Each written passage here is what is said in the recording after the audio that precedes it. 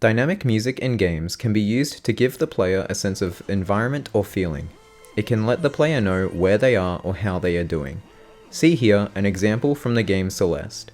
All you really need to know is that the protagonist, Madeline, suffers from anxiety and depression, and is currently experiencing a panic attack. The player must calm Madeline down by having her imagine a feather, breathing in and out to keep it afloat.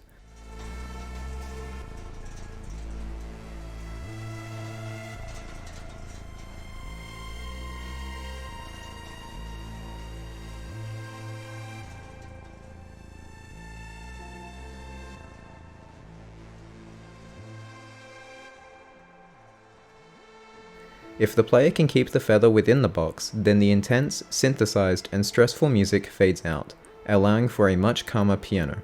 This lets the player know through auditory cues that they are succeeding and doing well. However, if the player is unable to keep the feather within the box, the music becomes much more dramatic and intense, letting the player know that Madeline's condition is worsening.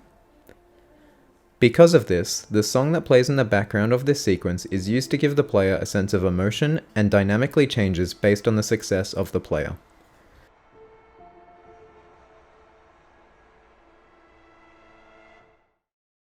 See here another example of dynamic music being used creatively in games. In Minecraft, the player can have music play through a jukebox.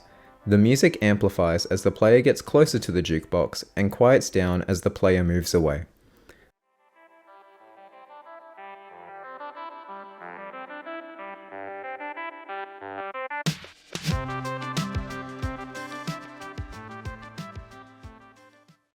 The music changes depending on the player's location, giving them a sense of direction and location.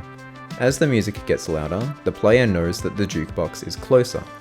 The dynamically changing effects of music can only really be used in games, where the player can directly affect the scenario.